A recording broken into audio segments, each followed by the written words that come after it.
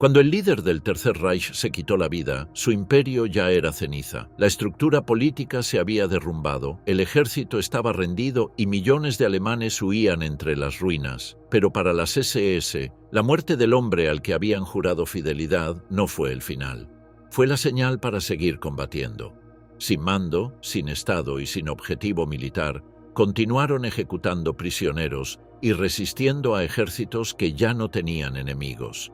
El juramento al Führer se convirtió en su última orden. En su ausencia, la fe se transformó en mandato y la derrota en deber. ¿Por qué una organización eligió seguir luchando cuando su dios político había desaparecido? ¿Qué hizo que el juramento a un solo hombre pesara más que la rendición de todo un país?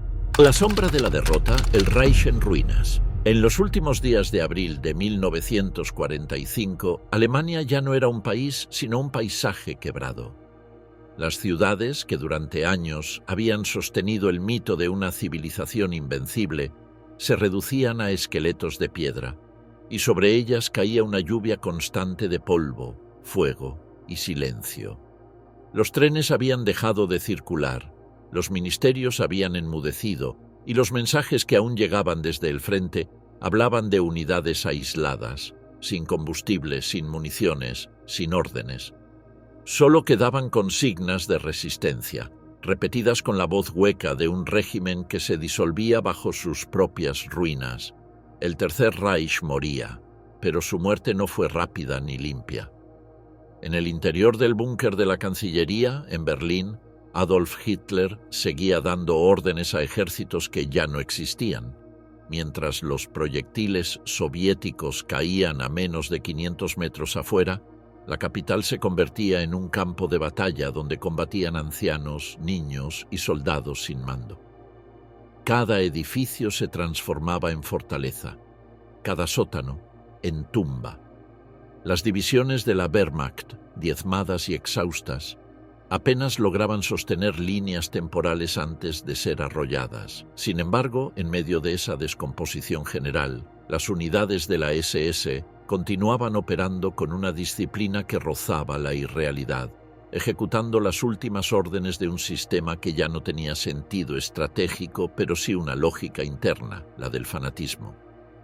Las imágenes de Berlín en esos días son las de una capital que se niega a morir en silencio, calles convertidas en trincheras, cuerpos amontonados en las aceras y columnas de refugiados arrastrando maletas que ya no conducen a ningún lugar. Las divisiones soviéticas avanzaban por los barrios orientales, casa por casa, entre la resistencia desesperada de batallones de las Waffen-SS, jóvenes de la Hitlerjugend y miembros del Volkssturm, la milicia improvisada del régimen. En algunos sectores, los combates eran tan cercanos que las ametralladoras se usaban desde los huecos de las escaleras y los tanques soviéticos disparaban a bocajarro contra los portales. No había ya estrategia militar, sino una lucha simbólica, mantener la ilusión de un Reich eterno, aunque solo durara unas horas más. Fuera de Berlín, la desintegración seguía la misma lógica. En el oeste, los aliados cruzaban el Rin y avanzaban hacia el corazón industrial del Ruhr, ocupando ciudades enteras sin encontrar resistencia organizada. En el este, las tropas soviéticas arrasaban el Oder y marchaban hacia el centro, empujando a millones de civiles en retirada. Sin embargo, incluso cuando las columnas alemanas se dispersaban y los mandos locales pedían permiso para rendirse, los oficiales de la SS insistían en resistir. En muchos pueblos, sus patrullas recorrían las calles buscando a desertores, colgando cuerpos en los postes del alumbrado con carteles que decían «traidor a la patria». En los archivos posteriores, esas ejecuciones aparecen documentadas con precisión burocrática, fechas, nombres y firmas estampadas por oficiales que sabían que el Reich ya no existía. La maquinaria del terror no se desactivó. Por el contrario, se volvió sobre sí misma.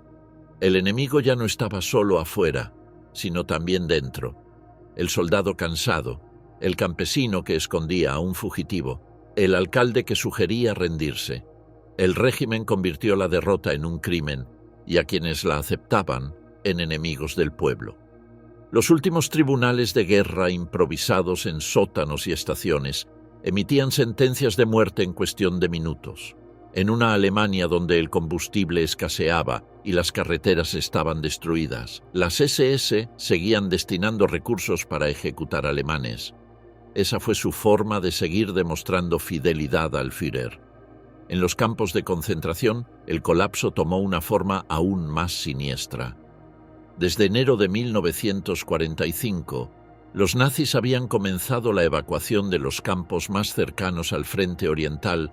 Las marchas de la muerte, como las de Auschwitz, Stutthof o Ravensbrück, se convirtieron en el epílogo más cruel del sistema de exterminio bajo la custodia de las SS. Decenas de miles de prisioneros fueron obligados a caminar durante días o semanas hacia el interior de Alemania. Caminaban entre la nieve, con los pies envueltos en harapos, alimentados solo con agua sucia y golpes. Quien se detenía era ejecutado. A lo largo de los caminos quedaron cuerpos apilados en zanjas, cubiertos apenas con una capa de tierra o nieve. Las unidades SS que dirigían esas marchas sabían que la guerra estaba perdida, pero seguían cumpliendo órdenes como si el Reich aún tuviera futuro. Esa fidelidad ciega no respondía únicamente al miedo o la obediencia. Era la consecuencia directa de una formación ideológica total. Desde su fundación, la Schutzstaffel había sido más que una organización militar. Era una comunidad cerrada, un cuerpo de élite moldeado bajo un código de pureza racial, disciplina absoluta y devoción personal a Hitler. En sus escuelas, en sus rituales y en su entrenamiento se inculcaba una visión del mundo donde la muerte por el Führer no era tragedia sino redención. Por eso, cuando todo se derrumbó, la SS no supo rendirse. Solo supo cumplir su misión hasta el límite del absurdo. Mientras Hitler permanecía en el búnker, su círculo más cercano recibía reportes contradictorios. En la superficie, las ruinas de la Cancillería estaban cubiertas de polvo y metralla. En los pasillos subterráneos, los mapas mostraban líneas que ya no existían. Aún así, las órdenes seguían llegando. Resistir cada calle, mantener posiciones imposibles, destruir todo lo que pudiera servir al enemigo. El decreto Nerón, firmado en marzo, ordenaba la devastación completa de las infraestructuras alemanas. La instrucción era clara. Si Alemania caía, debía caer con todo su pueblo. Esa lógica suicida fue acatada por muchos mandos de la SS, que se vieron a sí mismos como sacerdotes de un sacrificio colectivo. No se trataba de ganar, sino de morir correctamente. En los días finales, Berlín se transformó en un símbolo del delirio. Los comandantes de las SS defendían el distrito gubernamental con un fervor que rozaba lo ritual. En los sótanos de los ministerios se improvisaban hospitales sin medicinas, y en los patios se fusilaban desertores. La gente se movía entre el fuego y los escombros buscando comida, mientras los altavoces seguían repitiendo la consigna: «El Führer sigue vivo, Berlín resistirá». El contraste entre la propaganda y la realidad alcanzó un grado grotesco. Muchos civiles no sabían que Hitler ya había decidido morir. Las SS, en cambio, sabían lo que se esperaba de ellas: resistir hasta el último hombre, incluso sin líder. Fuera de la capital, el patrón era el mismo. En Checoslovaquia, Austria y el norte de Italia, unidades de las Waffen-SS seguían combatiendo cuando la rendición ya era un hecho. En algunos casos, la resistencia tenía un propósito táctico: alcanzar las líneas británicas o estadounidenses para evitar caer en manos soviéticas, pero en muchos otros, la lucha era puramente simbólica. Hubo oficiales que prefirieron fusilar a sus propios hombres antes que permitirles rendirse. En otros lugares, los comandantes SS continuaron ejecutando prisioneros hasta el último momento, destruyendo archivos, quemando cuerpos, intentando borrar toda huella de los campos. Su guerra no era ya contra el enemigo exterior, sino contra la evidencia de su propia derrota. El colapso del sistema político fue absoluto. Los ministerios dejaron de funcionar, las comunicaciones se interrumpieron y las divisiones territoriales del partido se transformaron en pequeñas dictaduras locales. En algunas regiones, los Gauleiter se atrincheraron con sus fuerzas SS personales, negándose a reconocer cualquier autoridad que no fuera la de Hitler. Cuando el almirante Karl Dönitz formó el llamado Gobierno de Flensburg tras la muerte del Führer, muchos comandantes SS ignoraron sus órdenes de cesar el fuego. Para ellos, Hitler no había muerto. Su palabra seguía viva en el juramento que habían hecho años atrás, con la mano sobre la bandera negra de la SS. El resultado fue una guerra sin dirección, sostenida por un fanatismo que sobrevivía al propio Estado. Mientras la Wehrmacht buscaba negociar rendiciones parciales para salvar vidas, la SS seguía combatiendo con una mezcla de orgullo, miedo y fatalismo. Sabían que no habría clemencia. Los juicios de guerra ya eran inevitables, y las atrocidades cometidas en los campos y en los territorios ocupados eran demasiado grandes para esperar piedad. Muchos comprendieron que su única salida era morir en combate o por su propia mano. Así, las últimas batallas del Reich se poblaron de suicidios colectivos, incendios intencionados y ejecuciones mutuas entre camaradas. La población civil fue el espejo final de esa locura. Familias enteras se refugiaban en sótanos sin agua ni luz, escuchando los disparos cada vez más cercanos. Muchos se rendían a los soviéticos con banderas blancas improvisadas. Otros eran fusilados por las SS antes de poder hacerlo. En pueblos de Baviera, Prusia Oriental y Moravia se repitió el mismo patrón. La guerra terminó para todos, menos para ellos. Para la SS, rendirse era traicionar no solo al Führer, sino a su propia razón de ser. La obediencia había reemplazado la humanidad. El 8 de mayo de 1945, el día en que Alemania firmó la capitulación incondicional, gran parte del país permanecía en ruinas. Los campos fueron liberados uno tras otro, revelando montañas de cuerpos, crematorios aún calientes y documentos medio quemados. Las carreteras estaban cubiertas de prisioneros liberados, refugiados y soldados desarmados. Pero entre ellos aún quedaban grupos armados que se negaban a aceptar el fin en los bosques de Bohemia, en las montañas del Tirol y en los valles austríacos. Pequeños destacamentos de las SS siguieron luchando durante días, incluso semanas, después de la rendición oficial. Algunos fueron exterminados por los soviéticos, otros, al verse acorralados, se suicidaron en masa. La imagen final del Reich no es la de una nación derrotada, sino la de una estructura ideológica que se derrumba hacia adentro, arrastrando consigo todo lo que había construido. La muerte de Hitler no liberó a sus seguidores. Los dejó sin dirección, pero con el mismo credo, la ruina material de Alemania era visible. Ciudades carbonizadas, puentes destruidos, fábricas arrasadas. Pero la ruina moral, más profunda, se manifestaba en la obstinación de quienes aún seguían disparando entre los escombros. En ellos, la guerra había dejado de ser una cuestión política o militar. Se había convertido en una forma de fe. El juramento de sangre, la lealtad absoluta a Hitler, la fidelidad inquebrantable que mantuvo la SS hasta el colapso final del Reich no fue fruto del azar ni de una simple disciplina militar. Fue el resultado de un diseño psicológico meticuloso. Desde su origen, la organización había reemplazado el concepto de obediencia por el de devoción absoluta, un vínculo que no unía al soldado con la patria ni con el Estado, sino con un solo hombre, Adolf Hitler. Esa transformación, del deber al culto, fue lo que permitió que, incluso después de su muerte, miles de hombres siguieran actuando como si su palabra aún resonara en sus oídos. Cuando Heinrich Himmler asumió el mando de la SS en 1929, la fuerza no era más que un pequeño destacamento de protección del partido nazi. En pocos años la convirtió en un orden cerrado, una hermandad ideológica. A partir de 1933, tras la toma del poder, comenzó un proceso de depuración interna y de reconfiguración simbólica. La SS ya no debía ser una policía auxiliar del régimen, sino su núcleo espiritual. Himmler concibió a sus miembros como guardianes del futuro del pueblo germano, hombres racialmente seleccionados y moralmente preparados para encarnar el ideal del nacionalsocialismo.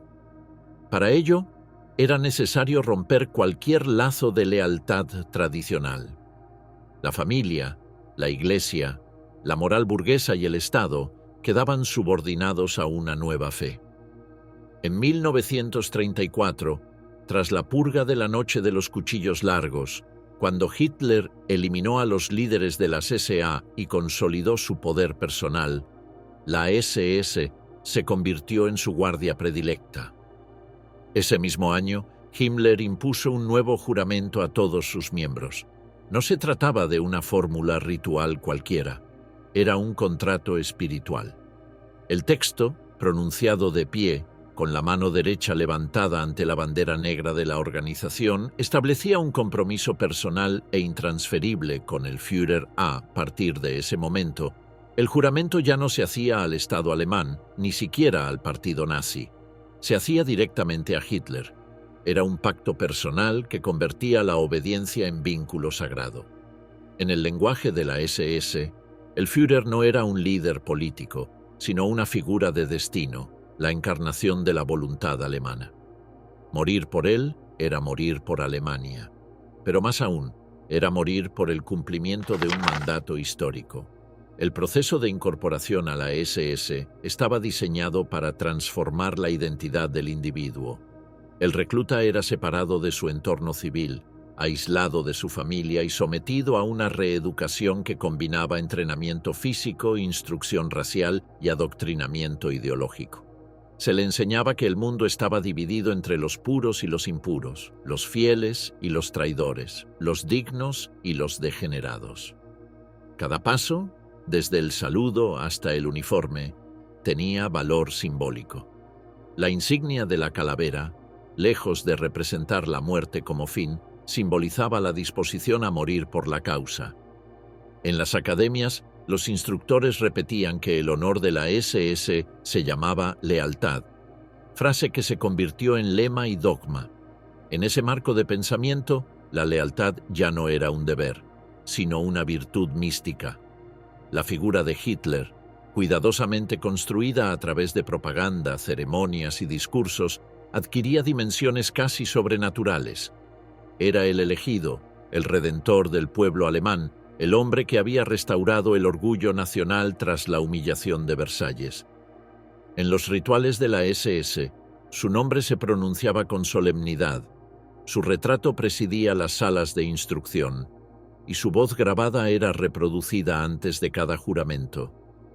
La estructura del culto era tan meticulosa que incluso los nacimientos, matrimonios y funerales dentro de la SS se realizaban bajo fórmulas paganas que excluían a la Iglesia y consagraban la unión directa entre la comunidad y el Führer. La educación emocional de los miembros de la SS estaba orientada a eliminar cualquier rastro de duda. Himmler definía al verdadero SS como un hombre de corazón duro y alma pura, duro para ejecutar, puro para creer. Esa dualidad se tradujo en una ética de hierro que justificaba la crueldad como virtud moral. La compasión se consideraba debilidad, el pensamiento crítico, deslealtad. Se esperaba del SS que obedeciera no por miedo, sino por convicción. La obediencia ciega era una forma de fe. Desobedecer, un pecado durante la guerra, ese principio se amplificó. En cada frente, las órdenes del Führer se convertían en ley inmediata. Cuando se decretó la invasión de Polonia, la aniquilación de la inteligencia y la eliminación de elementos subversivos fue ejecutada por destacamentos de las SS con precisión mecánica. Lo mismo ocurrió en la Unión Soviética, donde los Einsatzgruppen aplicaron el asesinato sistemático bajo la premisa de que obedecían a una voluntad superior. Ninguno de esos hombres necesitó una justificación moral. Su juramento los eximía de pensar. Cada bala, cada ejecución, era una extensión del mandato de Hitler. Con el paso de los años, la obediencia se transformó en identidad. Un SS no podía concebirse a sí mismo fuera del marco de esa lealtad. Su valor personal no dependía de su rango ni de su habilidad, sino de su fidelidad al Führer. En los manuales de adoctrinamiento se insistía en que el soldado debía ser capaz de ejecutar cualquier orden sin vacilación y sin cuestionar. El objetivo era crear una comunidad donde la voluntad individual desapareciera por completo, sustituida por una conciencia colectiva, la del deber absoluto. Visualmente, esa fidelidad se exhibía en cada ceremonia. En las reuniones masivas del partido, los oficiales SS formaban en primera línea, de negro, con el emblema de la calavera brillando bajo la luz de las antorchas. El silencio era parte del ritual. Cuando Hitler aparecía, miles de brazos se alzaban al unísono, y el eco del saludo llenaba el aire como un cántico. Esos momentos no eran simples actos políticos, eran liturgias seculares, diseñadas para reforzar la percepción de que el Führer era la encarnación viva del destino nacional. En los ojos de los SS, rendirse ante él era lo mismo que rendirse ante Alemania. Desafiarlo, un acto de traición espiritual. Durante los años de guerra, la SS fue consolidando su propia religión interna.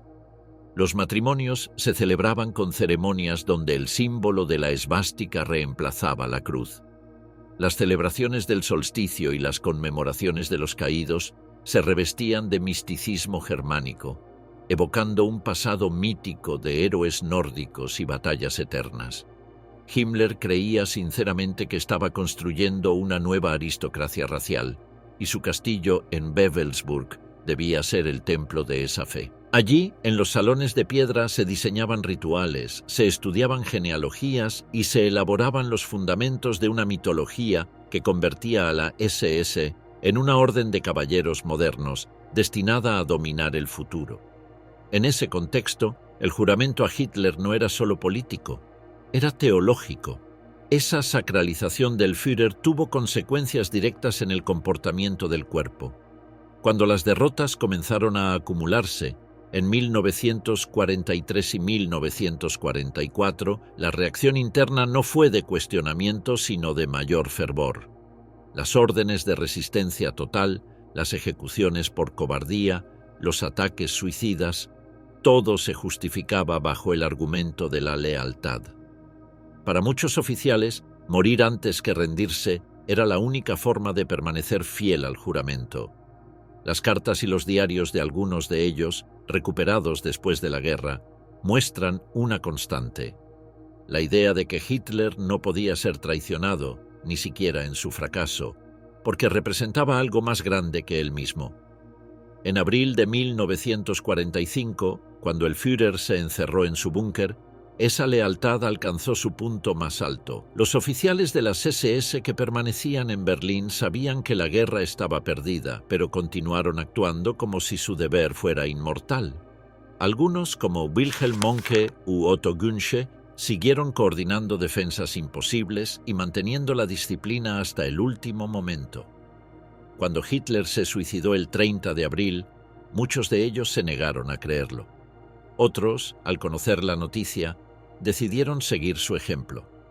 Se suicidaron en sus posiciones, convencidos de que el juramento debía cumplirse incluso en la muerte.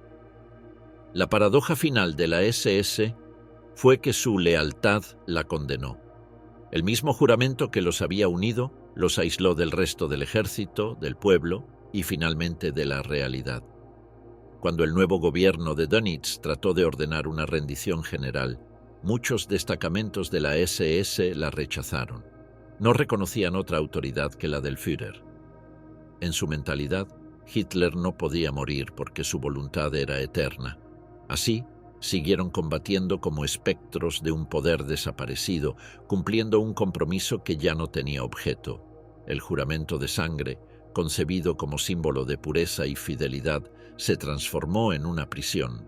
Había eliminado la frontera entre obediencia y fe, entre deber y fanatismo. Por eso, cuando el Reich se derrumbó, los hombres de la SS no encontraron una salida. Su identidad estaba atada a un líder muerto y a una idea que no podía sobrevivir a la derrota. En los escombros del Reich, la lealtad que había sido su fuerza se convirtió en su condena. Fanatismo institucional, la SS como religión de guerra. Cuando Heinrich Himmler imaginó a la SS, no la concibió como una simple fuerza de seguridad. La proyectó como una orden espiritual armada, un cuerpo que debía representar la fusión entre la pureza racial, la disciplina militar y la misión ideológica del nacionalsocialismo. En ese propósito, la SS trascendía a las instituciones políticas del Reich. Era su esencia, su conciencia, su fe. Con el tiempo, esa idea se materializó hasta el extremo. A mediados de la guerra, la organización se había transformado en algo más que un ejército. Era una religión de guerra, con dogmas, rituales, templos y mártires. El fanatismo que definía a la SS no se construyó de improviso. Surgió de una combinación de mitología, ciencia racial y adoctrinamiento político. Himmler veía en sus hombres a los herederos de un linaje sagrado. En su visión, la SS era una nueva nobleza germánica destinada a guiar a Europa en una cruzada contra el mundo decadente del bolchevismo y la democracia. Para cimentar esa identidad, se crearon estructuras educativas exclusivas, las Junkerschulen, o escuelas de oficiales de las SS, donde los aspirantes recibían una formación física y mental orientada a moldearles como soldados de una fe. Allí no se enseñaba solo táctica militar, se inculcaba una cosmovisión total.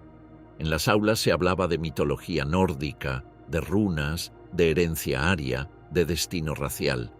Cada emblema, cada palabra, tenía un sentido trascendente. Las insignias de rayos de las SS no eran simples símbolos, sino representaciones del poder divino.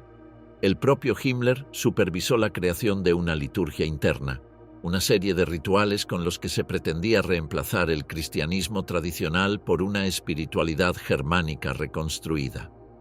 En los solsticios de verano e invierno, las unidades celebraban ceremonias con fuego, cantos y juramentos colectivos, donde se exaltaba la unión del cuerpo y la sangre alemana.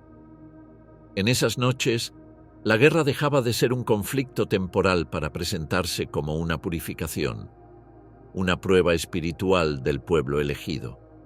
En su centro simbólico, Himmler instaló su santuario, el castillo de Wewelsburg, en Westfalia. En sus torres y galerías de piedra, restauradas con meticulosidad, proyectó un espacio sagrado para los altos mandos de la SS. El diseño del castillo seguía un eje esotérico, una gran sala circular en la planta inferior conocida como Gruppenführersaal, decorada con mosaicos en forma de sol negro, debía servir como lugar de reunión para los 13 caballeros del Reich, los comandantes que, según la visión de Himmler, custodiarían la pureza de la raza germánica. En ese espacio, la simbología militar se transformaba en liturgia. Las reuniones incluían lecturas de textos históricos, invocaciones a la sangre y referencias a un destino común que trascendía el tiempo. Allí se fraguó el mito de que la SS no era una fuerza humana, sino una orden mística destinada a gobernar siglos. Desde ese centro espiritual se proyectó la ideología hacia cada nivel de la organización. Los reclutas recibían manuales donde se les recordaba que su deber no era solo obedecer, sino creer. Se les hablaba de la guerra como un sacrificio necesario, una purificación del mundo. Se les enseñaba a despreciar la piedad, a ver la compasión como debilidad burguesa y a sustituir la moral cristiana por una ética guerrera basada en la pureza y la fuerza.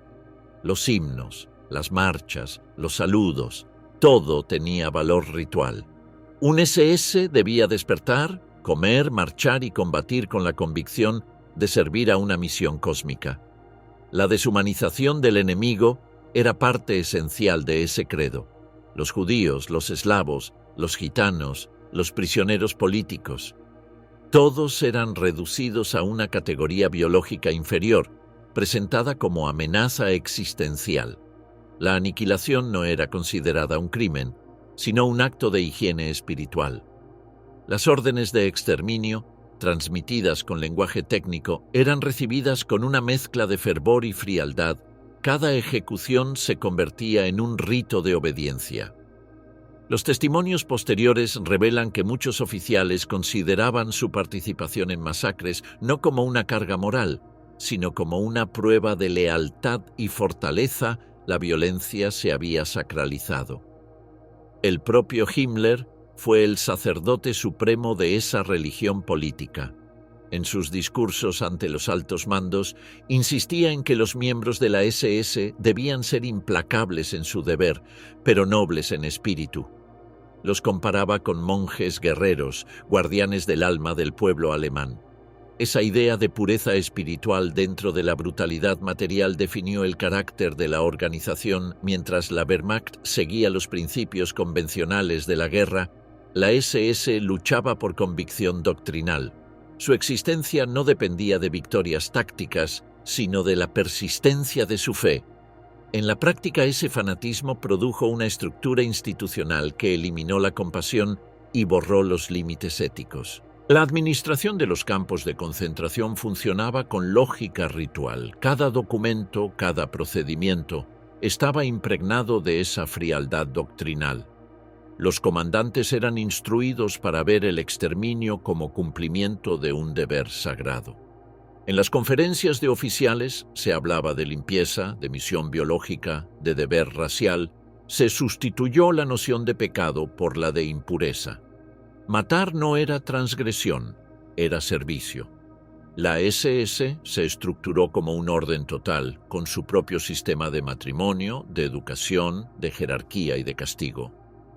Los matrimonios entre sus miembros debían ser aprobados por la Oficina Central de Raza, que verificaba la ascendencia de los contrayentes hasta varias generaciones atrás. Los hijos de esos matrimonios eran considerados patrimonio del Reich, inscritos desde el nacimiento en registros especiales.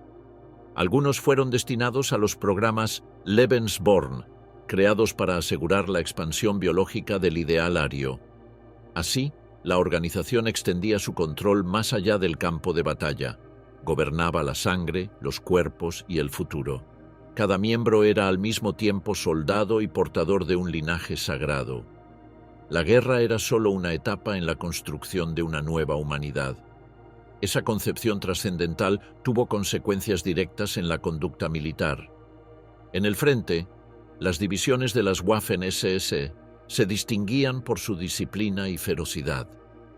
Su reputación estaba marcada tanto por la eficacia en combate como por la brutalidad con que trataban a los prisioneros y a la población civil. En Normandía, en el frente oriental, en las Ardenas, su comportamiento fue idéntico. No se rendían, no negociaban, no concedían piedad. Cada derrota era interpretada como prueba de fidelidad. En los discursos internos, Himmler insistía en que el sufrimiento purificaba al soldado, que la guerra era una forma de redención. Bajo esa lógica, el sacrificio total adquiría un sentido redentor. Morir era servir. El elemento religioso se reforzó a medida que la derrota se acercaba. Cuando el Reich comenzó a desmoronarse, la retórica de la SS se volvió abiertamente mística. En los comunicados internos, la guerra se describía como una batalla final entre el bien y el mal, una lucha apocalíptica por la supervivencia del espíritu germánico. Los enemigos eran demonizados, los aliados occidentales presentados como corruptos, los soviéticos como bárbaros sin alma. En ese relato, la derrota no era posible, solo el sacrificio. Por eso, cuando las columnas del Ejército Rojo entraron en territorio alemán, las SS no se replegaron. Resistieron como cruzados que sabían que su templo se derrumbaba, pero creían que su fe sobreviviría en la eternidad. El lenguaje burocrático de la organización revela hasta qué punto ese fanatismo estaba institucionalizado. Las órdenes de deportación, las ejecuciones, las confiscaciones de bienes, todo se expresaba en términos impersonales, casi litúrgicos. Las palabras evacuación, tratamiento especial, acción de limpieza eran eufemismos que ocultaban matanzas, pero detrás de esa neutralidad había convicción. Cada acto administrativo era un acto de fe. En esa estructura, El individuo no existía, solo la misión. Visualmente, la SS se representaba como una comunidad estética de pureza. Los uniformes negros, diseñados por Hugo Boss, eran parte de un programa de identidad simbólica. El color negro, tradicionalmente asociado con el luto y el misterio, se reinterpretó como signo de autoridad y perfección. Las runas en el cuello, la calavera en la gorra, las insignias plateadas. Todo estaba concebido para provocar respeto y temor, pero también para comunicar una sensación de orden sobrenatural. Los desfiles y ceremonias eran cuidadosamente coreografiados. Las antorchas, la música marcial, las formaciones geométricas reforzaban la idea de que la SS era una comunidad ritual, no un ejército convencional. El fanatismo institucional también se manifestó en la estructura interna de control. Las SS vigilaban a sus propios miembros con un celo inquisitorial. Cualquier señal de duda, de debilidad, de crítica al Führer o a la misión era castigada. La obediencia no se consideraba suficiente, se exigía entusiasmo. Un SS debía creer, no simplemente obedecer. Himmler llegó a decir que la obediencia sin fe es mecánica, pero la fe sin obediencia es peligrosa. El equilibrio ideal era la fusión total de ambas. Esa exigencia produjo una élite psicológicamente blindada, hombres capaces de cometer atrocidades con serenidad porque creían actuar en nombre de una verdad absoluta. Cuando el fin se aproximó, la religión de la SS alcanzó su apoteosis. Los altos mandos sabían que el Reich estaba perdido, pero predicaban la idea de que la muerte colectiva sería la culminación del sacrificio. En los últimos discursos de Himmler ante sus oficiales, se hablaba de una transmisión del espíritu.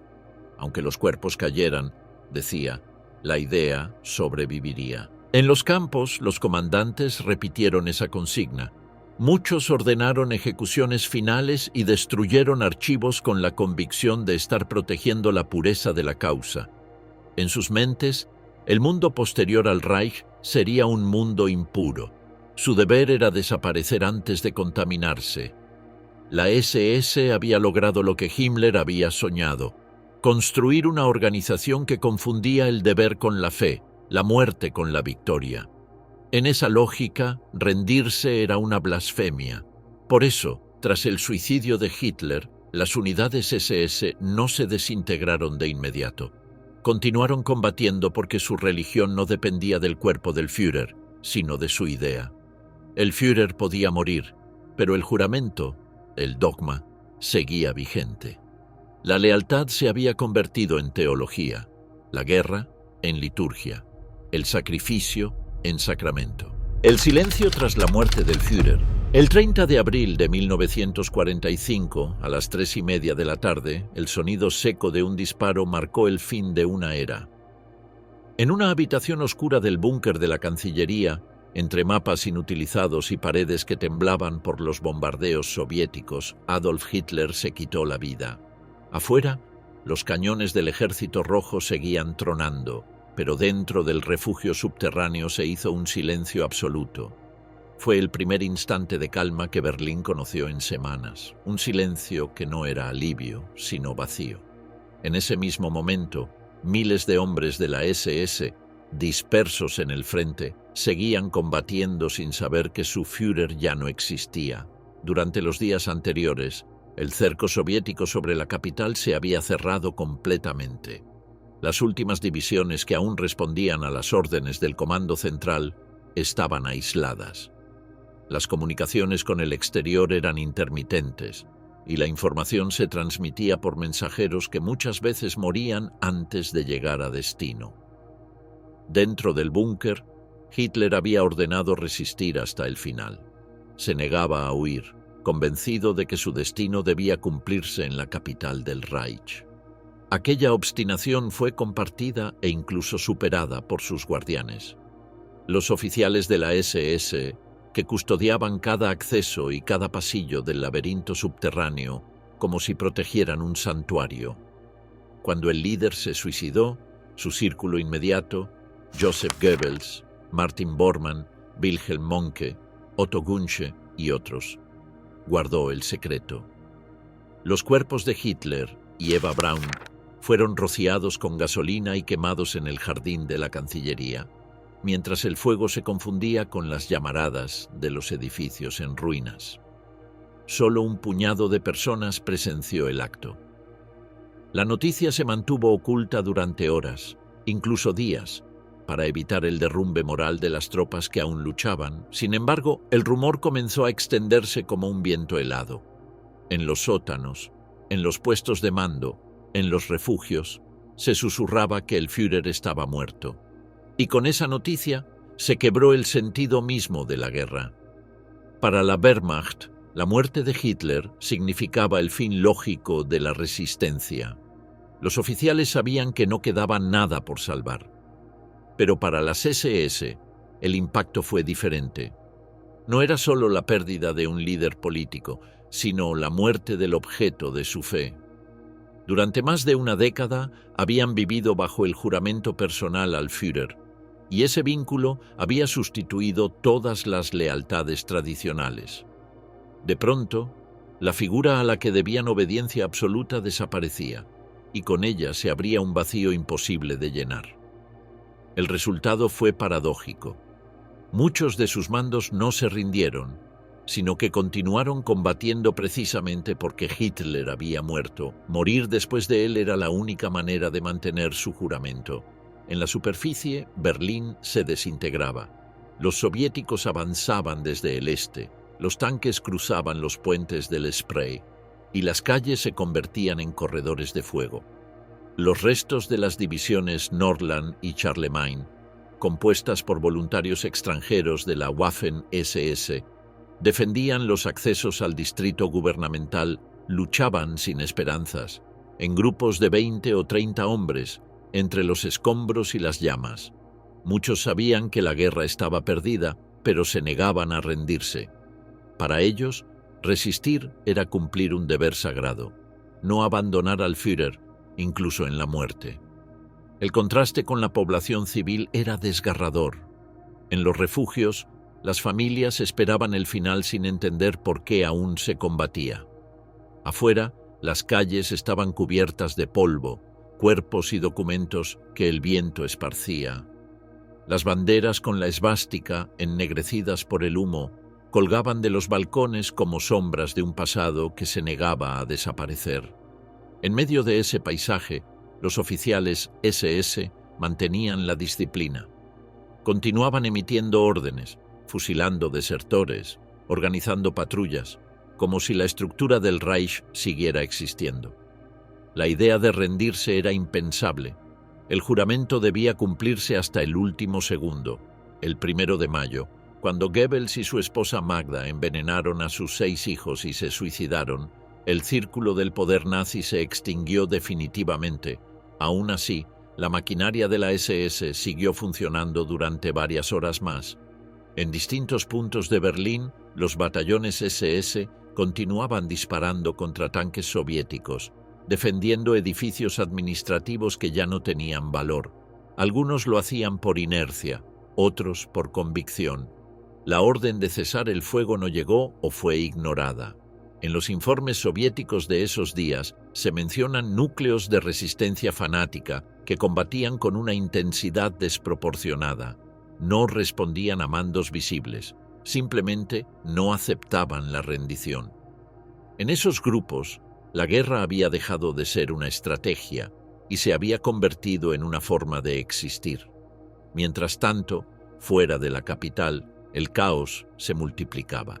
En el norte, el almirante Karl Dönitz, designado sucesor por el propio Hitler, formó el llamado Gobierno de Flensburg.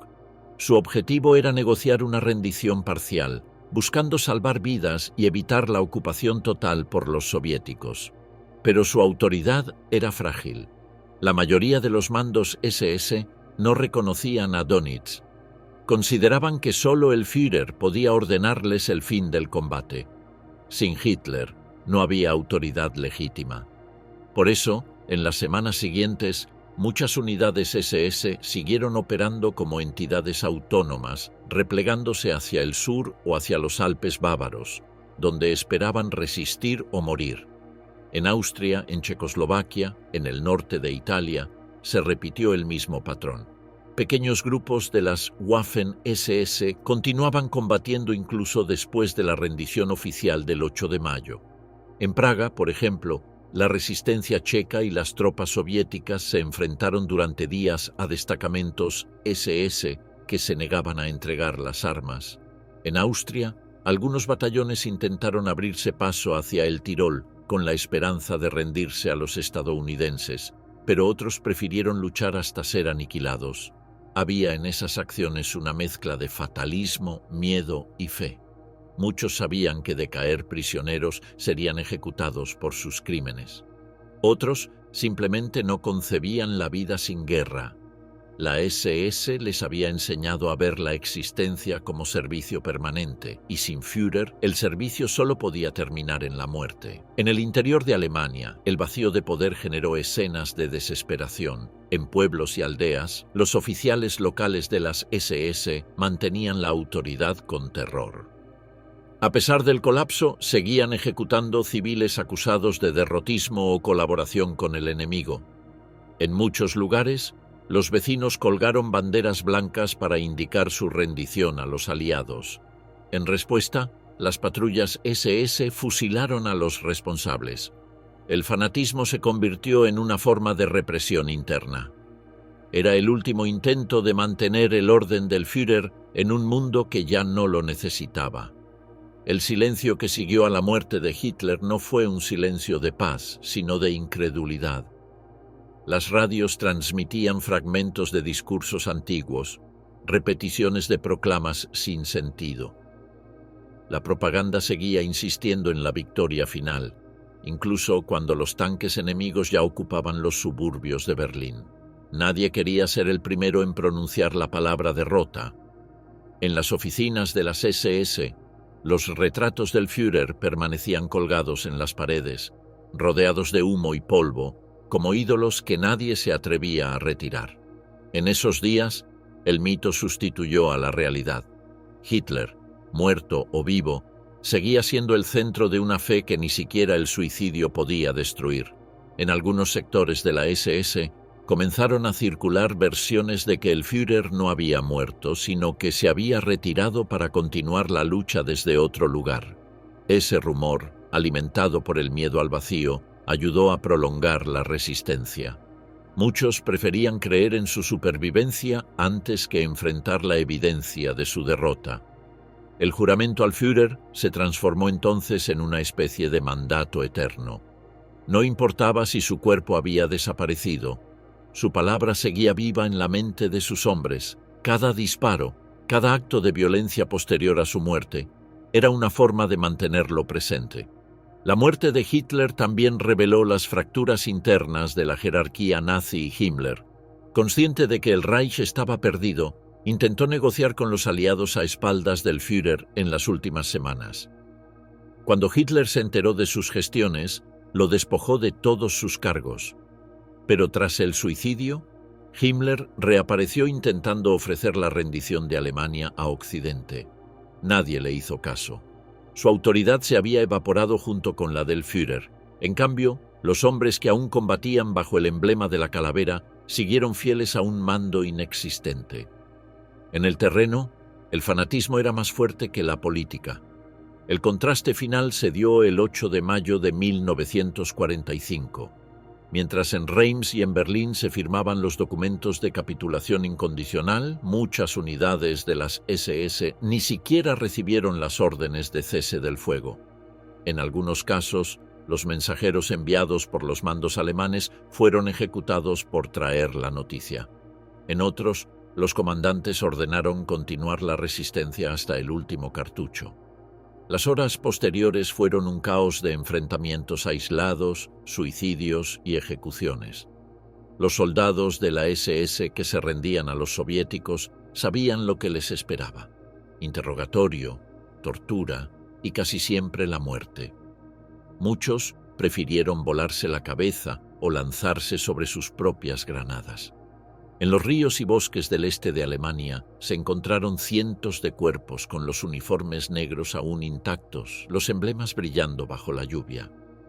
El silencio tras la muerte del Führer fue, en realidad, un eco prolongado de su voz. Durante años, Hitler había hablado de sacrificio, destino y pureza. En la hora final, esos conceptos se convirtieron en órdenes silenciosas que siguieron guiando a sus fieles. La SS no necesitaba recibir instrucciones, ya las llevaba grabadas en la conciencia. Incluso sin líder, el sistema siguió funcionando por inercia ideológica. Los campos continuaron siendo evacuados, los prisioneros asesinados, los documentos destruidos. Era como si el Reich, aún muerto, siguiera matando. Cuando finalmente los cañones callaron, Alemania era un país en ruinas físicas y morales. Los restos de la SS fueron capturados, juzgados o ejecutados sumariamente. Pero el eco del juramento siguió resonando.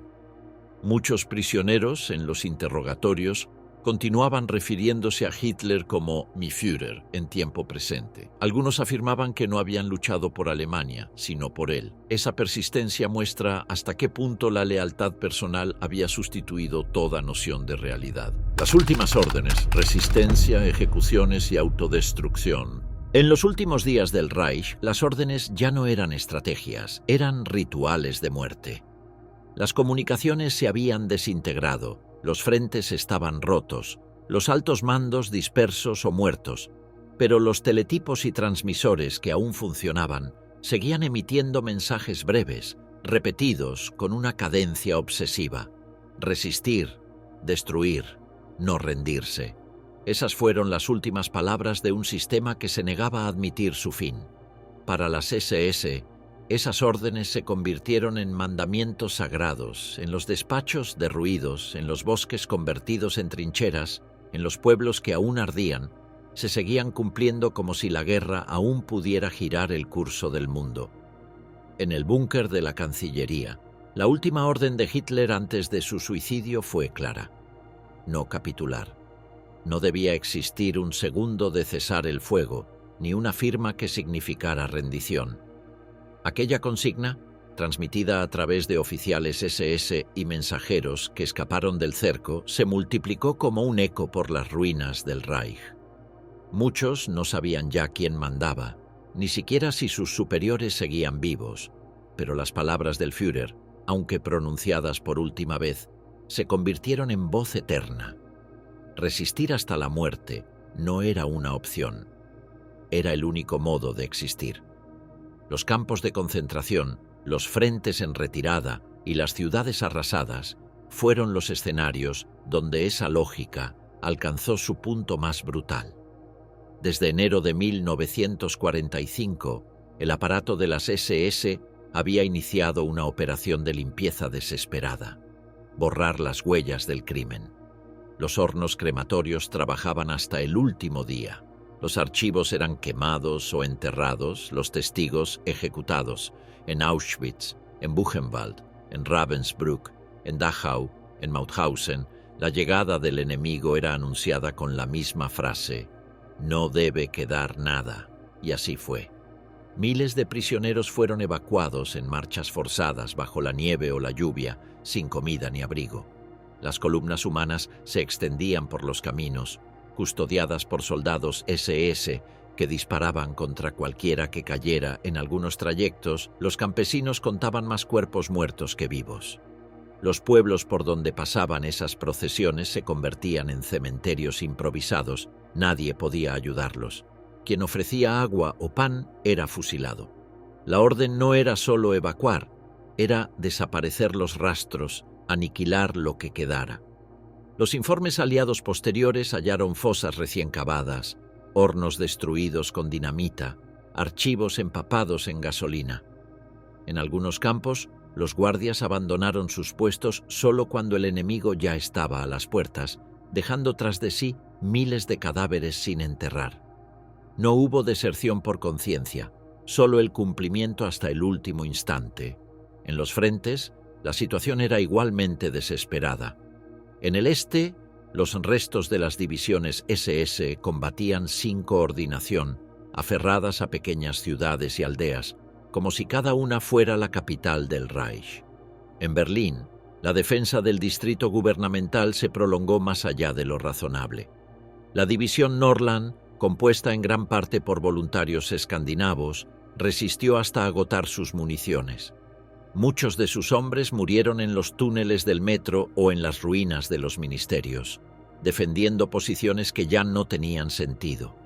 Los cadáveres quedaron alineados, los uniformes negros cubiertos de polvo blanco y ceniza. En el oeste, la retirada hacia el Rin fue una marcha de fantasmas. Las carreteras estaban llenas de vehículos quemados, carros sin combustible, columnas de civiles y soldados entremezclados. Sin embargo, en medio del caos, los oficiales SS aún organizaban fusilamientos. A lo largo de marzo y abril, cientos de soldados alemanes fueron ejecutados por cobardía o rendición no autorizada. Las horcas improvisadas se multiplicaban en los pueblos, con cuerpos colgados y carteles que decían «Yo traicioné al Führer». Los verdugos seguían las últimas órdenes: castigar al débil, eliminar al traidor, sostener la fe a través del terror. En los últimos días de abril, el fanatismo alcanzó una intensidad casi litúrgica.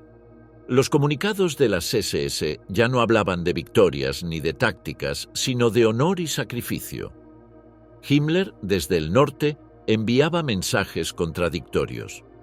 Por un lado, intentaba negociar con los aliados. Por otro, exhortaba a sus hombres a mantener la resistencia. La organización se fragmentó, pero cada fragmento siguió repitiendo el mismo dogma: la SS no se rinde. En Checoslovaquia, destacamentos enteros continuaron combatiendo durante días después del armisticio. En el campo de concentración de Theresienstadt, las ejecuciones prosiguieron incluso cuando ya se sabía que el Reich había capitulado. En Mauthausen, los prisioneros fueron asesinados horas antes de la llegada de las tropas estadounidenses. Los informes de los liberadores describen hornos aún calientes, cuerpos amontonados en los patios y órdenes escritas que decían «no dejar testigos». El colapso final del Reich no fue una rendición, sino una autodestrucción progresiva. La maquinaria nazi, incapaz de concebir la derrota, se volvió contra sí misma. En muchos pueblos, los líderes del partido y los oficiales SS se suicidaron en grupo junto a sus familias. Magda y Joseph Goebbels marcaron el tono. La idea de que la muerte era preferible al mundo sin Hitler se extendió como una plaga. En Leipzig, Hamburgo, Lübeck y Múnich, los suicidios colectivos alcanzaron cifras espeluznantes. En las oficinas del partido, las banderas fueron incendiadas y los retratos del Führer quemados con solemnidad, como si fueran reliquias sagradas. La muerte de Hitler había inaugurado una nueva liturgia, la muerte como última obediencia. En la región de Baviera, los últimos bastiones de la SS se atrincheraron en monasterios y castillos, convencidos de que los aliados ejecutarían a todos los capturados. Algunos intentaron destruir sus propios archivos antes de huir. Otros se suicidaron con cianuro o se dispararon entre ellos para evitar la captura. En el lago Tegernsee, un grupo de oficiales de las Waffen-SS se formó en círculo, bebió veneno y murió con el uniforme puesto. En Austria, un destacamento ejecutó a decenas de prisioneros antes de detonar los depósitos de municiones, suicidándose junto a ellos. El Reich moría devorando a sus hijos, fiel a su principio de que la derrota no debía dejar sobrevivientes. El miedo al enemigo soviético reforzó ese impulso. Las tropas del Ejército Rojo avanzaban con un rastro de venganza acumulada durante 4 años de guerra brutal. Los soldados alemanes sabían lo que les esperaba a las SS. Conscientes de su papel en las masacres del Este, no esperaban clemencia. Las mujeres, los ancianos y los niños huían hacia el oeste, buscando los ejércitos estadounidenses. En esa huida, las SS se interponían, obligando a los civiles a permanecer, fusilando a quienes intentaban cruzar sin permiso. El dogma del sacrificio total exigía que el pueblo alemán compartiera el destino del Führer. Esa idea, impresa en el decreto Nerón, seguía viva en cada oficial que ordenaba destruir puentes, quemar fábricas o dinamitar presas. La autodestrucción se convirtió en política de Estado hasta el último instante. Las últimas horas del régimen fueron un catálogo de gestos simbólicos. En Berlín, algunos oficiales SS continuaron patrullando las calles incluso después de la rendición. En el jardín de la Cancillería, donde los cuerpos de Hitler y Eva Braun habían sido cremados, los soldados soviéticos encontraron restos calcinados y el olor persistente de gasolina. En los sótanos, los expedientes de la Gestapo estaban apilados, listos para ser quemados. Las paredes estaban cubiertas de consignas, fiel hasta la muerte. En el búnker de Himmler, los documentos sobre las deportaciones fueron destruidos la noche del 4 de mayo. A la mañana siguiente, el propio Reichsführer se disfrazó de policía militar y trató de escapar hacia el norte. Cuando fue capturado por los británicos, se suicidó con una cápsula de cianuro. Su muerte cerró el círculo de la fe. El sumo sacerdote de la SS había elegido desaparecer antes que rendirse. La violencia final también tuvo una dimensión íntima. En los hogares, muchos oficiales mataron a sus esposas e hijos antes de suicidarse. La justificación era siempre la misma: evitar la deshonra, evitar caer en manos del enemigo, evitar vivir en un mundo sin el Führer. En las ciudades ocupadas, los soldados aliados encontraron casas cerradas con las ventanas selladas y el olor a gas en el aire. Los cuerpos estaban dispuestos con cuidado, los uniformes doblados, las insignias en su lugar. La muerte se había convertido en ceremonia. La guerra terminaba, pero la fe nazi continuaba en su forma más pura: la aniquilación voluntaria. A lo largo del mes de mayo, mientras Alemania firmaba la capitulación incondicional, la resistencia residual de la SS fue extinguida por la fuerza. En Checoslovaquia, las batallas de Praga se prolongaron hasta el 11 de mayo. En Austria, grupos armados fueron cazados en los bosques durante semanas. Algunos sobrevivientes se ocultaron bajo identidades falsas, otros fueron ejecutados sin juicio. Pero incluso en la derrota, los prisioneros de la SS mantenían una calma imperturbable. En los interrogatorios aliados respondían con frases rituales: «Cumplí mis órdenes, fui fiel, el Führer confiaba en mí». Sus voces carecían de emoción, como si siguieran repitiendo un catecismo aprendido. La obediencia se había convertido en su única forma de absolución. Cuando los cañones callaron y el humo se disipó, Alemania era un vacío. Las ciudades parecían cementerios abiertos, las carreteras, filas interminables de prisioneros y cadáveres. Entre los escombros, los uniformes negros de la SS seguían apareciendo, cubiertos de polvo, con las calaveras brillando bajo el sol. Los cuerpos yacían juntos, oficiales y soldados, ejecutores y víctimas. El fanatismo había cumplido su promesa final: desaparecer con su Dios. Sin Führer, sin Reich, la disolución imposible. El 8 de mayo de 1945, a las 23:01, el eco de los cañones cesó oficialmente. Alemania había firmado la capitulación incondicional, y con ello terminaba la guerra en Europa. Pero para muchos hombres de las SS, la rendición no fue un hecho militar, sino un vacío metafísico. El Reich había desaparecido, el Führer muerto, el mando disuelto. Sin embargo, las unidades negras continuaban existiendo en los bosques, en las montañas, en los caminos sembrados de ruinas. El Estado que los había creado ya no estaba, pero ellos seguían allí, aferrados a una fe que no sabía morir. En los días inmediatos a la rendición, el caos cubría toda Alemania. Los convoyes de prisioneros, los refugiados y las columnas de soldados desarmados se entremezclaban en una marea humana que avanzaba sin dirección. Los pueblos estaban reducidos a escombros, las carreteras bloqueadas por vehículos calcinados. En medio de esa descomposición, las SS se negaban a desaparecer. En los informes aliados se repetía la misma descripción: grupos dispersos, bien armados, uniformes intactos, actuando sin coordinación aparente pero con idéntico propósito: no rendirse. Muchos de ellos no sabían siquiera que la guerra había terminado. Los rumores circulaban entre las ruinas con versiones contradictorias, que el Führer había escapado, que un nuevo gobierno seguía en el norte, que las armas milagrosas aún llegarían. Otros lo sabían, pero no podían aceptar la realidad. Para esos hombres, el fin del Reich era el fin del mundo. Habían sido formados para obedecer, no para sobrevivir por cuenta propia. Y en la ausencia del Führer, la obediencia se transformó en ritual vacío. Siguieron marchando porque detenerse habría sido reconocer la derrota. En el norte, en la región de Flensburg, el almirante Karl Dönitz intentaba ejercer su papel como sucesor nominal.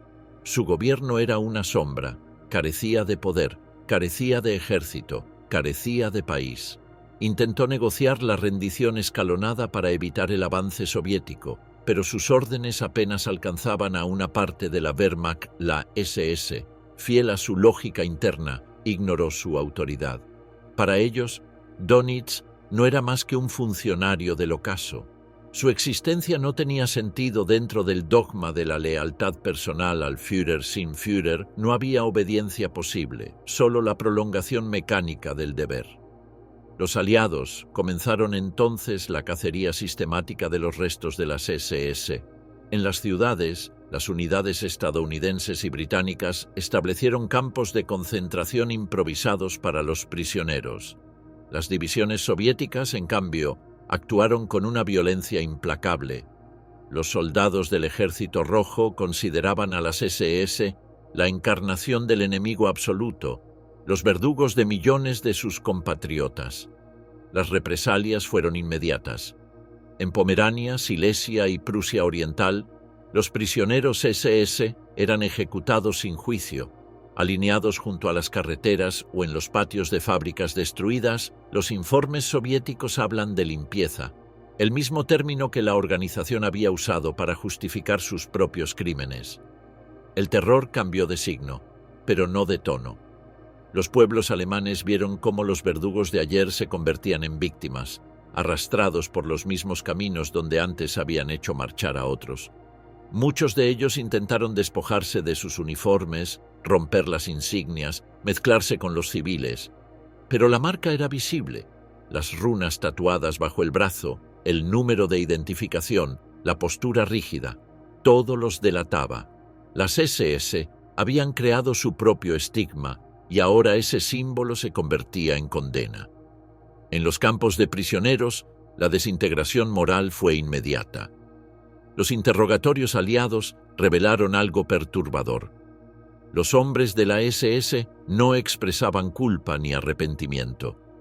En sus respuestas, la guerra continuaba viva. Algunos aseguraban que habían cumplido órdenes por disciplina. Otros afirmaban con orgullo haber servido por honor. Muchos se negaban a hablar del Führer en pasado. La rendición no los liberó, los dejó suspendidos en un limbo de identidad. Habían vivido como parte de una orden eterna y ahora no sabían ser individuos.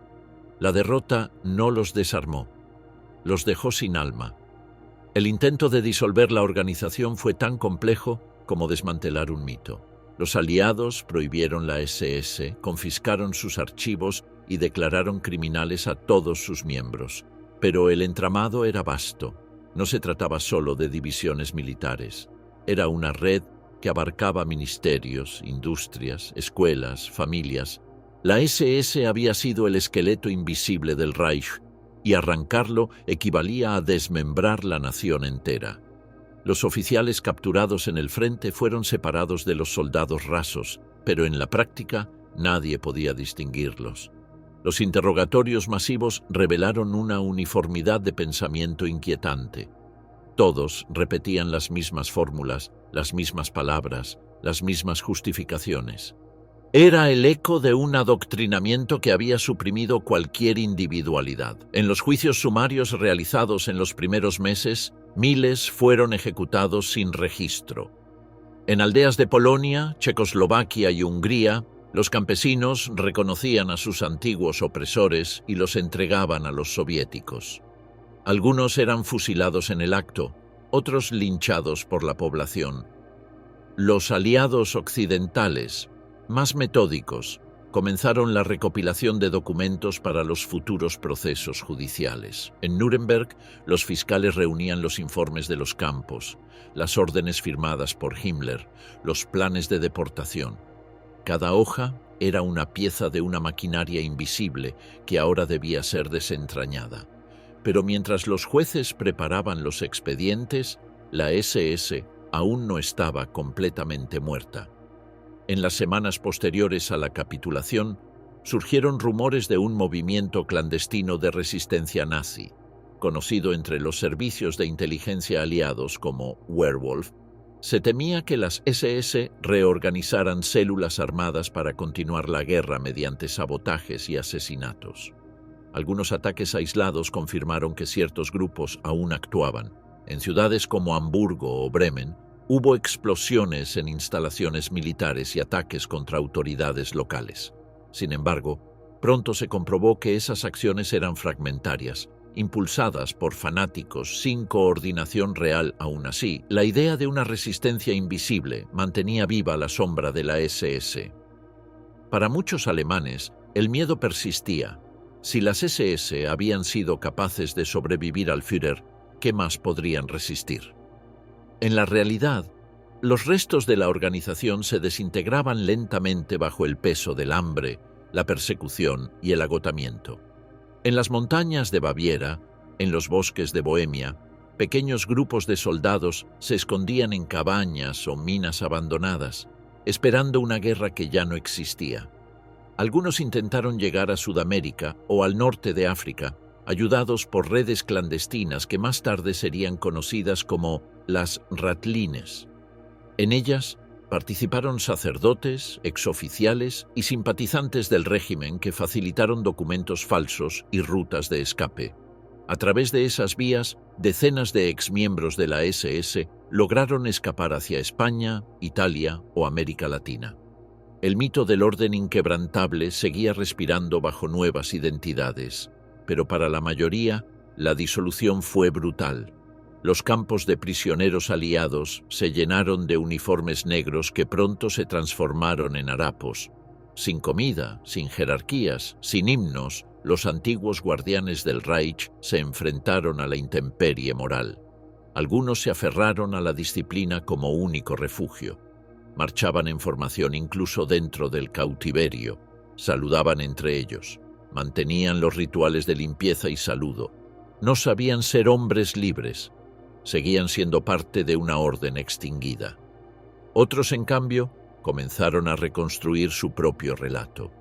En los interrogatorios y declaraciones, muchos afirmaron que desconocían las atrocidades, que solo eran soldados. Esa narrativa de negación se convirtió en un mecanismo de supervivencia colectiva.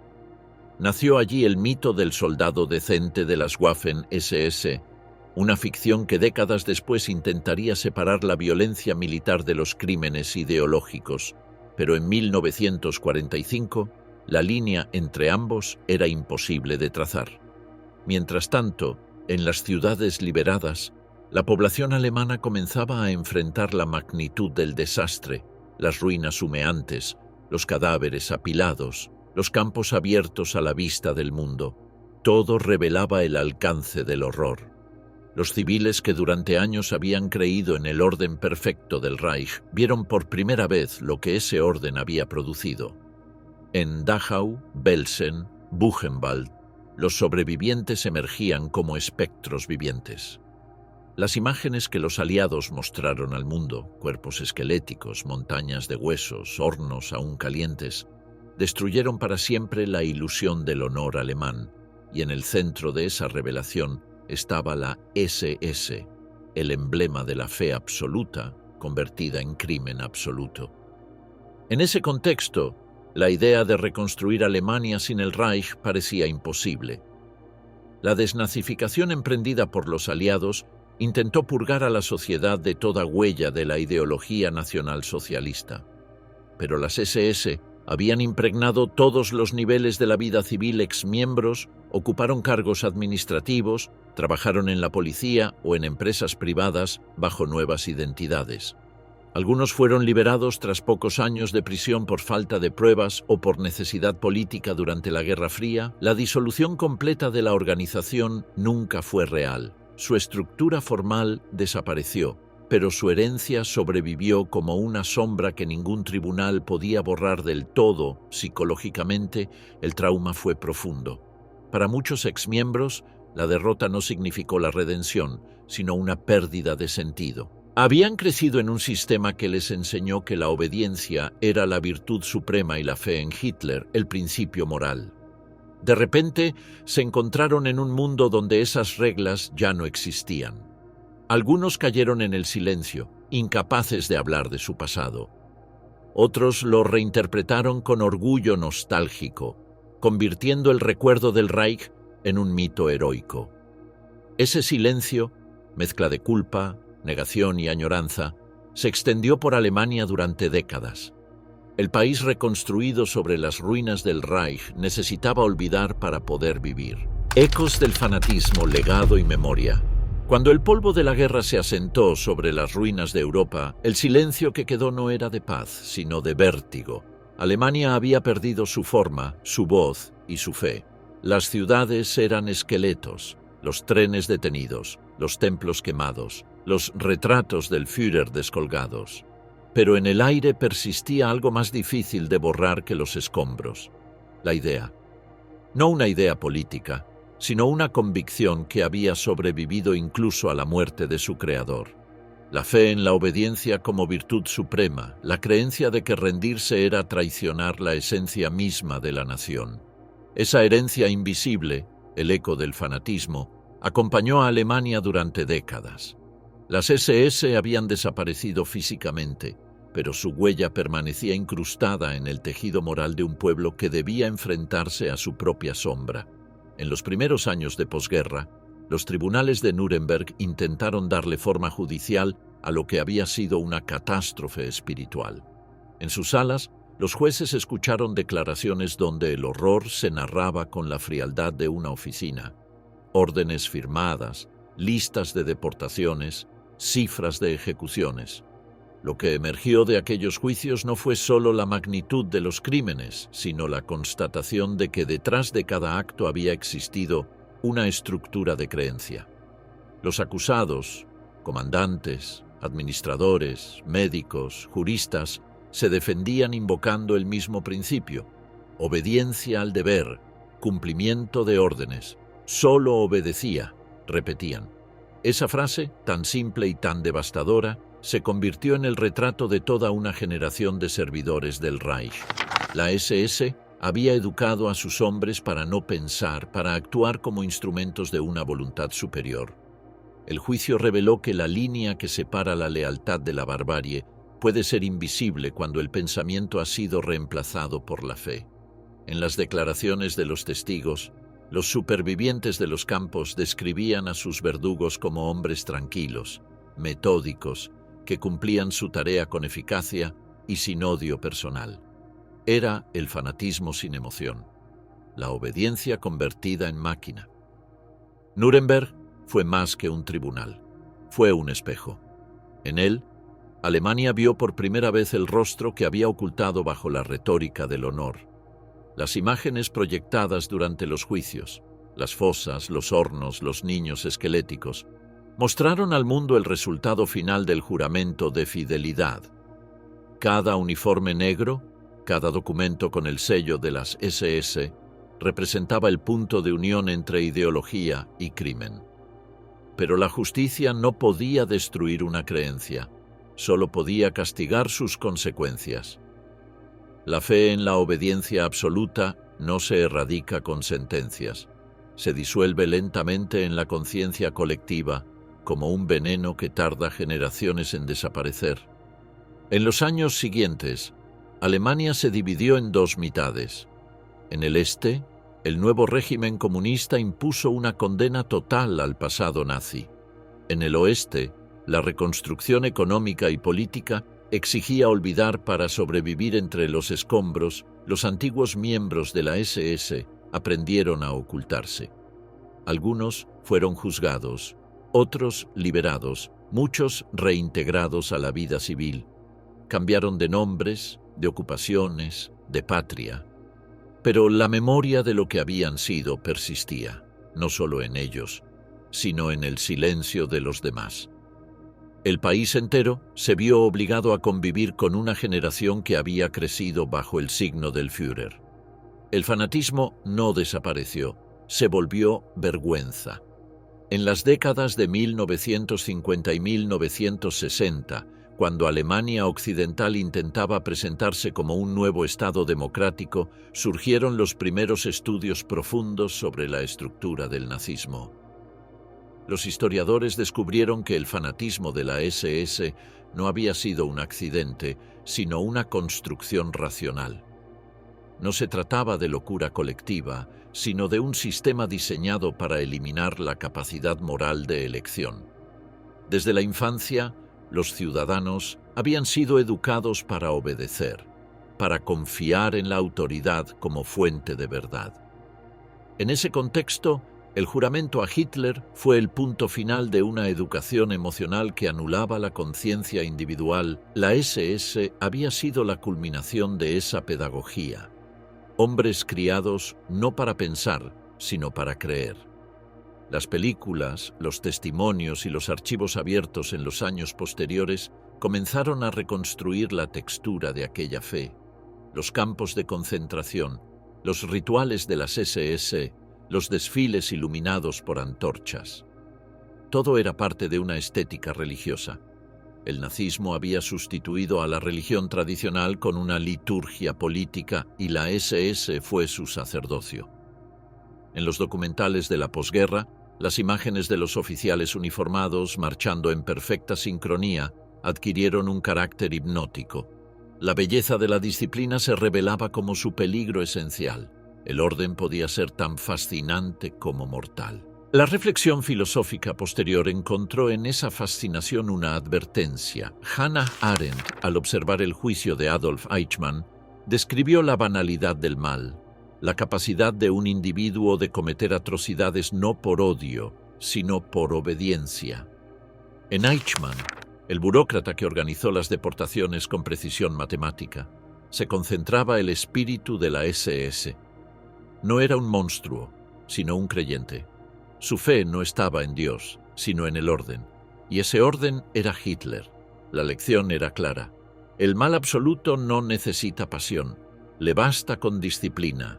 A medida que el tiempo avanzó, la memoria de la SS se transformó en símbolo del límite humano.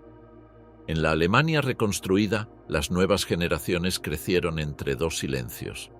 El de los padres que habían participado y el de los sobrevivientes que apenas podían hablar. El tema se convirtió en tabú doméstico.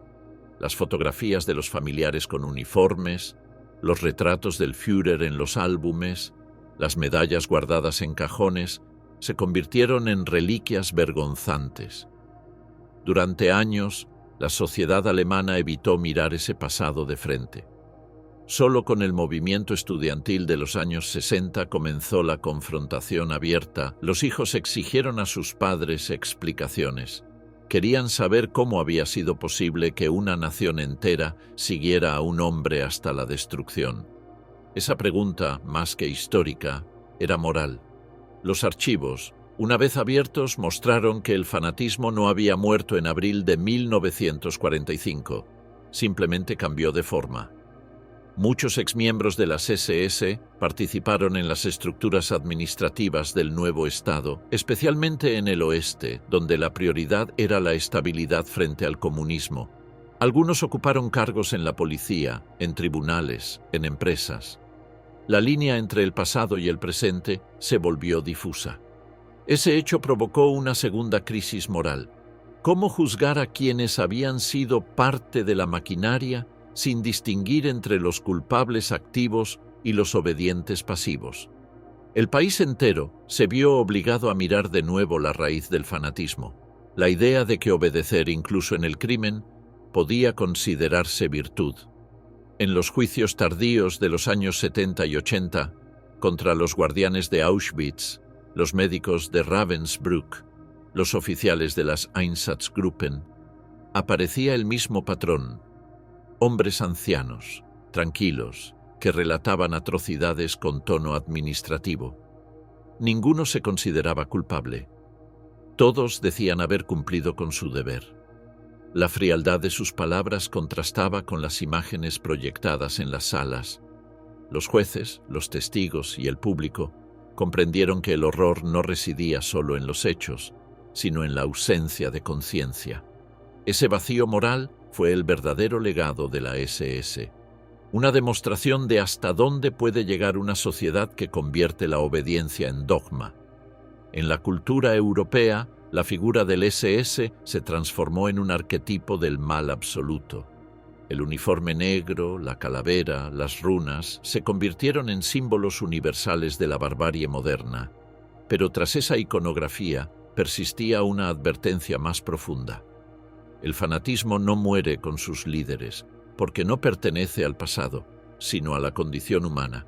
Cada época puede reinventarlo con nuevos nombres y nuevas banderas. Por eso, la historia de la SS no es solo un capítulo cerrado, sino un espejo en el que el mundo sigue viéndose reflejado cada vez que la fe sustituye al pensamiento y la obediencia reemplaza a la responsabilidad. En la Alemania de posguerra, la reconstrucción moral fue lenta y dolorosa. Los monumentos erigidos en los lugares de los antiguos campos no fueron pensados para honrar, sino para recordar las piedras, las alambradas. Las torres de vigilancia se conservaron como cicatrices abiertas. En los años posteriores, los sobrevivientes comenzaron a contar sus historias, y sus voces, temblorosas, precisas, devolvieron humanidad a un mundo que la SS había intentado borrar. Los documentales, las exposiciones y los museos transformaron la memoria en una forma de resistencia. Frente al silencio del fanatismo, la palabra se convirtió en justicia. Visualmente, la memoria alemana se llenó de contrastes. Niños jugando entre las ruinas, ancianos que evitaban mirar las fotografías, desfiles de soldados aliados bajo los arcos destruidos de las ciudades. La guerra se convirtió en paisaje y la culpa en herencia. Cada generación aprendió que la historia no puede borrarse, solo entenderse. Los nombres de las víctimas, grabados en placas de acero y mármol, ocuparon el lugar de los viejos monumentos al heroísmo. La lealtad, que un día fue virtud, se transformó en advertencia. Con el paso de los años, el fanatismo nazi dejó de ser solo un tema alemán. Se convirtió en una lección universal sobre los mecanismos del poder, la propaganda y la fe ciega. En universidades y museos del mundo, la historia de la SS se estudia no como un episodio aislado, sino como un ejemplo de cómo una sociedad puede rendirse al mito de la pureza y la obediencia. Los retratos de los oficiales, las fotografías de los rituales en Wewelsburg, las listas mecanografiadas de los deportados, se exponen como reliquias de una religión oscura que llevó la fe a su extremo más destructivo. En ese sentido, la negativa de la SS a rendirse después de la muerte de Hitler no fue una anomalía, fue la consecuencia natural de una ideología que había abolido la noción de límite. Su resistencia final, sus suicidios, sus ejecuciones, fueron los últimos gestos de una fe que se negaba a reconocer su propia extinción. En cada oficial que se disparó, en cada prisionero que dijo «cumplí mis órdenes», hay una continuidad entre el pasado y el presente, la incapacidad de distinguir entre deber y humanidad. Hoy, al recorrer los lugares donde el Reich se desmoronó, Berlín, Dachau, Auschwitz, Nuremberg, el visitante encuentra silencio. No el silencio de la negación, sino el del aprendizaje. Las ruinas de la Cancillería fueron sepultadas, el búnker del Führer, cubierto por un estacionamiento, los campos convertidos en museos, pero bajo cada piedra persiste la sombra de los hombres que siguieron combatiendo cuando todo había terminado. Ellos no supieron morir ni vivir fuera de su fe, y esa ceguera los convierte en advertencia perpetua. El eco del fanatismo, 80 años después, sigue resonando no en los gritos del pasado, sino en la calma con que el mal puede repetirse. Cada vez que una sociedad confunde obediencia con virtud, que un líder es adorado como salvador o que una idea se impone sobre la conciencia individual, la sombra del uniforme negro reaparece. El legado de la SS no es solo histórico. Moral enseña que la rendición, esa palabra que ellos nunca pronunciaron, puede ser, a veces, el acto más humano. Y así, el documental de su caída no termina con la muerte del Führer, ni con la capitulación del Reich, sino con la imagen de un país aprendiendo a mirar de frente su propio abismo. Entre las ruinas, la voz de la narración se apaga sobre el sonido del viento que atraviesa los campos vacíos, mientras el espectador comprende que el verdadero enemigo no fue la derrota, sino la fe ciega que hizo imposible rendirse.